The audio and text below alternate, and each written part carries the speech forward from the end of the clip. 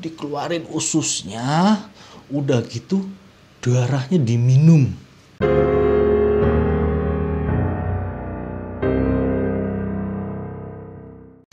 Hello guys, welcome to my channel. Gimana kabar kalian semua, sehat? Sip, mantap. Kali ini guys, gua mau cerita tentang robot gedek ya. Jadi cerita ini banyak di request juga nih sama kawan-kawan nih. Ceritanya si robot gedek ini bernama asli itu Siswanto sebenarnya. Dia lahir di Pekalongan, Jawa Tengah pada tahun 1965. Memang si Siswanto ini keluarganya kan latar belakangnya sangat tidak mampu ya. Dia sampai besar itu ya nggak bisa baca gitu, buta huruf karena dia tidak sanggup untuk sekolah, biayanya nggak ada gitu. Dari kecil bahkan si Siswanto ini, saya bilang Siswanto dulu ya, itu sudah jadi gelandangan, sudah jadi anak jalanan gitu di Pekalongan, Jawa Tengah ini. Hingga waktu berlalu sampai dia menginjak remaja. Biasanya kan orang kalau dari daerah ya itu pengen tahu seperti apa sih Jakarta itu ya. Mereka, Jakarta itu gampang cari duit segala macem kan. Makanya termasuk juga nih si Siswanto ini. Dia merantau ke Jakarta.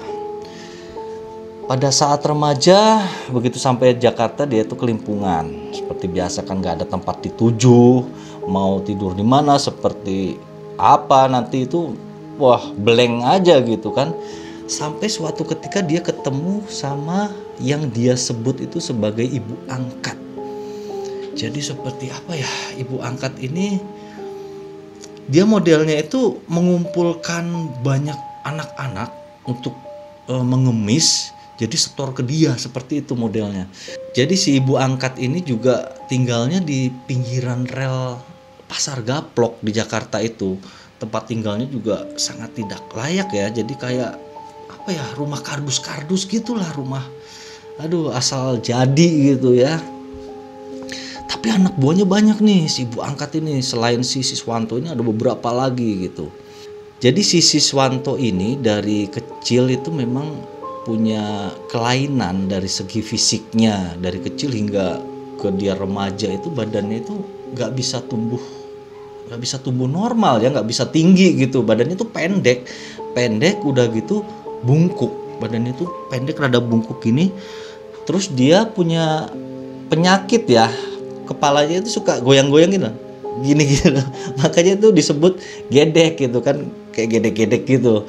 Jadi itu bukan kebiasaan, tapi memang kalau saya bilang kayaknya saraf gitu kan. Ada kan orang kalau saraf apa suka gitu-gitu kan. Karena kalau dia tuh gini-gini nih kerjaannya tuh. Makanya disebut si gedek. Jadi robot gedek namanya. Karena dari kecil tidak ada pendidikan sama sekali, karena pergaulannya juga pergaulan seperti itu, kebayang kan pergaulan seperti apa gitu kan. Dia tipe orang yang nafsunya besar ya kalau saya bilang gitu ya. Jadi dia memang kalau udah remaja kan udah menyukai sesama jenis, tapi tidak ada yang mau sama dia. Meskipun sesama anak jalanan juga perempuan nggak ada yang mau sama dia, karena ya dari fisiknya itu kan udah pendek bungkuk, kepalanya gini-gini lagi gitu kan. Makanya dia akhirnya menyalurkan hasratnya kepada cowok, kepada anak-anak cowok, terutama yang lebih kecil gitu. Dia memulai aksinya itu sekitar tahun 94. Tahun 94 dia mulai berburu anak kecil. Jadi si anak kecil dirayu. Terus terang aja sama dia dibilang, kita gituan yuk ke si anak gelandangan cowok itu kan. Kan jelas gak mau ya.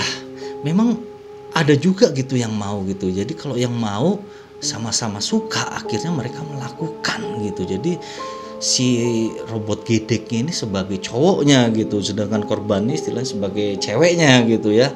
Mereka melakukan gitu. Nah itu aman-aman aja. Maksudnya aman itu si anak korban dia itu nggak bakal dia apa-apain, karena mau menuruti nafsu si robot gedek ini, tidak dibunuh, tidak disakiti. Terus bagaimana dengan anak yang menolak? Nah, dari sinilah sebenarnya kasus soal robot gedek ini bermula. Dia melakukan pembunuhan yang pertama pada tahun 1994. Ada salah satu anak yang dia ajak untuk begituan gitu ya. Si anak menolak. Gak mau, gila kamu bang, apa-apaan. Memang si robot gedek ini termasuk yang dituakan gitu, karena dia sudah lama banget di situ kan, sedangkan yang lain kan masih anak-anak baru gitu, masih umurnya jauh gitu. Jadi si robot gedek ini termasuk yang dihormati dan dituakan. Nah, waktu itu ada yang nolak satu, bang apa-apaan sih? Nggak mau gitu. Si robot gedek kagak marah guys, woles dia, slow aja. Oke, nggak mau ya. Dibeliin si anak nasi bungkus, malah dikasih makanan. Nih lo makan nih nasi bungkus, buat lo enak nih. Padahal itu adalah strateginya si robot gedek ini untuk menjerat leher si anak. Jadi pada saat makan kan otomatis orang nggak waspada ya, gini makan gitu kan. Nah itu dari belakang langsung pakai tali rafia dibelitin gini, langsung ditarik sampai ke mati. Kalau dijerat berarti kelojotan dulu ya, sampai ke mati gitu. Itu adalah trik dia ya untuk membunuh korbannya, itu selalu pakai nasi bungkus. Makanya untuk korban-korban selanjutnya dalam penyelidikan polisi nanti, itu selalu tiap korban itu ada sisa-sisa nasi gitu, karena selalu dikasih nasi bungkus itu tadi. Dan tidak berhenti di situ loh. Jadi setelah dibunuh, si korban ini kemudian disodomi ya. Setelah disodomi, dipotong-potong badannya untuk menghilangkan jejak, dipotong kecil-kecil. Terus ada yang sadis lagi guys, perutnya itu dibelek, tau nggak? Dibelah, itu perutnya dibelah, dikeluarin ususnya, udah gitu darahnya diminum sama si robotnya, darahnya diminum. Jadi bukan asal pengen ngerasain atau gimana gitu kan. Jadi dia minum darah ini karena dia merasa lebih seger. Setelah minum darah dia merasa lebih seger, merasa lebih kuat gitu. Makanya setiap korban yang dia bunuh itu selalu dibelek perutnya, dipotong-potong dan diminum darahnya. Dia melakukan aksi ini dari tahun 1994 sampai tahun 1997, berarti 3 tahun. Hingga polisi kan menyelidiki ya, kasus ini sudah terendus oleh polisi gitu. Ada kasus kematian anak di sini, bangkai-bangkai, potongan-potongan. Nanti ketemu lagi di daerah mana, seperti itu kan. Jenazah para korban ini ya rata-rata ke daerah Pondokopi, Jakarta Timur, sama Kemayoran itu, di rawa-rawa itu di daerah Jakarta Pusat. Polisi menemukan, tapi sama sekali tidak menemukan petunjuk gitu. Susah ya, saya juga kebayang sih. Ada potongan-potongan tubuh manusia tidak utuh gitu, mukanya juga udah nggak, susah dikenali, tidak ada identitas kan. Rata-rata anak-anak jalanan kan nggak ada identitas segala macem kan. Jadi susah gitu. Sampai suatu ketika pada tahun 96, polisi itu menemukan ada tas tidak jauh berada dari korban. Jadi tas itu semacam tas sekolah gitu ya. Setelah polisi menindaklanjuti isi tas tersebut, di dalam tas itu ada buku ya, ada beberapa buku tertulis nama Kasikin. Udah gitu aja tulisannya, gak ada alamat, gak ada ya petunjuk lain, hanya nama Kasikin. Polisi menyelidiki daerah sekitar, orang-orang situ ya, terutama orang-orang situ, karena kalau misal tas ditemukan di situ, pertama pasti penyelidikan daerah situ dulu gitu, dengan warga sekitar situ dulu. Mereka menyelidiki ke sekitarnya nih, warga-warga ditanyain satu-satu, gak ada yang tahu. Warga-warga perumahan gak ada yang tahu. Sampai ketemu satu orang yang tahu. Anak itu yang tahu itu malah anak gelandangan. Jadi dia bilang, oh Kasikin tuh temen gue ngemis, temen gue ngegelandang, katanya gitu tuh.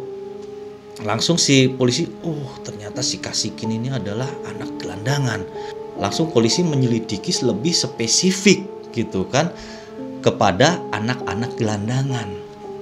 Ditanya semua satu-satu anak gelandangan. Wah, diburu gitu ya, yang kira-kira daerah situ ditanyain satu-satu soal Kasikin ini dan bagaimana hari-hari sebelum meninggalnya. Mereka akhirnya mengerucut ke nama satu orang, Robot Gedek. Orang yang mereka itu tuakan sebagai bosnya gelandangan, mungkin seperti itu ya. Tapi sebenarnya polisi ini masih ragu-ragu gitu ya, karena menurut beberapa anak gelandangan itu si Robot Gedek ini fisiknya itu kayaknya gak memungkinkan gitu untuk melakukan perbuatan seperti itu. Pertama adalah tubuhnya pendek, kelihatan ringkih, terus jalannya pincang, udah gitu kepalanya juga kayak ayam telon gitu kan. Jadi sebenarnya pada awalnya polisi ini tidak ada niat untuk menyelidiki si Robot Gedek itu pada awalnya ya. Sampai suatu ketika ada salah satu anak, dia itu bilang bahwa si Kasikin ini, korban yang tadi itu terlihat terakhir bersama si Robot Gedek. Itulah baru polisi menemukan satu petunjuk yang benar-benar meyakinkan karena ada saksinya. Kemudian langsung polisi mencari itu Robot Gedek tinggal di mana. Wah, langsung mencari alamatnya, ketemu rumahnya ternyata di rumah ibu angkatnya itu tadi kan, di Pasar Gaplok daerah situ, di pinggiran rel kereta api. Langsung ke situ, set, ditanya mana Robot Gedek segala macem. Udah nggak ada, Robot Gedeknya udah pergi, udah balik ke Jawa Tengah. Polisi langsung bergerak cepat, berangkat ke Jawa Tengah. Mereka mendapat info dari ibu angkatnya bahwa Robot Gedek ini sedang berada di Tegal. Jadi bukan di kampung halamannya ya, kampung halamannya kan Pekalongan tadi. Si Robot Gedek ini sedang berada di Tegal. Mereka menemukan si Robot Gedek ini di stasiun Tegal, stasiun kereta api. Dia lagi ngemis, tahu nggak? Dengan dua anak kecil. Yang satu cewek di sebelah kirinya, yang satu cowok di sebelah kanannya. Itu calon korban deh, gue yakin itu calon korban. Kalau nggak keduluan sama polisi itu anak udah, pasti udah tewas juga tuh dua anak. Untungnya keduluan polisi. Jadi si polisi ini ya, waktu di stasiun itu mereka cari si Robot Gedek itu sebenarnya beberapa kali lewat di depan dia gitu loh. Maksudnya itu jadi si Robot Gedek kan nggak tahu bahwa dia sedang diburu oleh polisi. Jadi dia santai aja gitu. Ada polisi yang kelihatan nyari-nyari, dia santai aja karena dia nggak merasa diburu gitu. Sampai polisi akhirnya kan si Robot Gedek ini sempat berdiri nih ya di stasiun tuh, sempat berdiri. Nah waktu dia berdiri ini baru polisi tahu itu dia pendek, terus pincang jalannya, terus kepalanya rada gini-gini. Gara-gara itu terus polisi langsung menangkap si Robot Gedek. Si Robot Gedek dibawa nih ke Jakarta kan. Dalam perjalanan tuh diinterogasi dia. Dalam perjalanan udah langsung diinterogasi nih si Robot Gedek ini. Ngaku, di jalan tuh dia udah ngaku bahwa dia itu telah melakukan pembunuhan terhadap anak-anak itu. Setelah sampai di Jakarta, si Robot Gedek ini kembali diinterogasi. Wah, didesak-desak. Wah, gimana? Korban kamu membunuh berapa? Siapa saja? Katakan gitu kan. Si Robot Gedek ini bungkem, gak mau ngomong, mingkem. Cuman ngomong gini doang. Minta rokok dulu deh sama kopi, baru gue ngomong. Gitu cenah. Akhirnya kan polisi nyediain kan itu kopi sama rokok. Ya udah nih diturutin kopi sama rokok ini. Setelah dikasih kopi sama rokok langsung lancar. Mulai dari gimana dia cara ngebunuh diomongin, ngebunuhnya bagaimana caranya diomongin, ngebunuhnya di mana aja diomongin. Ini orang geblek ya gara-gara kopi sama rokok doang kan. Aduh. Nah, Terus akhirnya kan kebuka semua nih. Cuman ujung-ujungnya si robot gedek ini ngaku cuman ngebunuh 12 orang gitu. Padahal polisi mencurigai ada 20 orang sekitar itu. Soalnya jelas itu mayat yang ditemukan dengan kondisi yang mirip-mirip gitu ya, terpotong-potong, usus terberai itu ada 20 gitu. Cuman si robot gedek ini ngakunya dia cuma 12 orang gitu. Akhirnya si robot gedek di penjara atau ditahan ya. Kemudian lanjut ke pengadilan. Sidang pertama robot gedek ini dilakukan pada tanggal 21 Mei 1997. Dalam persidangan dia terbukti telah melakukan tindak pembunuhan berencana ya, atau pasal 340 KUHP, dan tindakan sodomi terhadap anak-anak kecil. Dia divonis hukuman mati. Setelah persidangan menyampaikan putusannya, dia langsung dipenjara ke LP Cipinang. Setelah di LP Cipinang, tidak berapa lama dia dipindahkan ke Nusa Kambangan. Jadi memang ada beberapa cerita juga ya di penjara ini soal robot gedek ini. Rumornya itu dia di penjara itu, orang penjara itu nggak ada yang mau sekamar sama dia gitu. Napi-napi lain itu nggak ada yang mau sekamar karena dia itu dianggap orang gila gitu. Jadi pada takut semua. Itu rumor di penjara seperti itu ya. Jadi selama di penjara sebenarnya pihak pengadilan ini atau kejaksaan itu belum menentukan tanggal ya, belum menentukan tanggal kapan akan dilakukan eksekusi mati terhadap si robot gedek ini gitu. Tapi pada tanggal 24 Maret 2007 ya, tepatnya itu sebelumnya nih, berarti tanggal 23 Maret itu, ada salah satu napi temennya si robot gedek ini. Dia itu bilang gak tahu bercanda mungkin ya, karena dia bilang begini, "Bang, lo bentar lagi, berapa hari lagi lo mati, lo dihukum mati, lo eksekusi lo udah turun waktunya," gitu kan. Si robot gedek langsung stres guys, langsung shock gitu. Padahal temennya mungkin bercanda, kalau menurut saya bercanda, karena orang si terpidananya aja belum tahu, masa orang lain udah tahu gitu kan. Tapi itu sama si robot gedek itu langsung sesak napas guys, langsung seperti itu. Langsung dibawa ke rumah sakit, si robot gedek ini bawa ke rumah sakit. Dia hanya bertahan 2 hari di rumah sakit. Jadi tambah parah, sesak napasnya tambah parah, ditambah pikiran takut mati gitu ya. Beberapa hari lagi lu dihukum mati seperti itu kan, langsung stres, shock. Cuman tahan 2 hari guys di rumah sakit itu, dia langsung gagal napas, langsung meninggal. Dia meninggal pada tanggal 26 Maret tahun 2007. Jadi sebelum eksekusinya dilaksanakan ya, emang gak jelas juga sih eksekusi ini kapan, tanggalnya belum ada gitu kan. Hingga setelah mayatnya diurus sama pihak rumah sakit, mayatnya dipulangkan ke Pekalongan, ke kampung halamannya untuk dimakamkan. Jadi ternyata setelah itu kan sebenarnya penyelidikan terutama dari pihak kedokteran ya. Kalau pihak polisi kan menyelidiki tentang kejadian, tapi pihak kedokteran menyelidiki dari biasanya sebab mengapa dia membunuh seperti itu. Akhirnya diketahui bahwa si robot gedek ini melakukan perbuatan terkutuk itu, menyodomi segala macam itu. Si robot gedek ini pada waktu dia masih kecil ternyata dia pernah mengalami perlakuan yang serupa. Jadi dia itu sering disodomi oleh sesama anak jalanan yang lebih besar juga. Jadi hal inilah yang memicu si robot gedek untuk melakukan hal yang serupa. Jadi dia ingin balas dendam. Itu dilampiaskan kepada anak-anak gelandangan lain yang lebih kecil, yang kira-kira dia sanggup untuk mengatasinya, seperti itu. Ya begitulah mungkin ya akhir dari sepak terjang si robot gedek ini.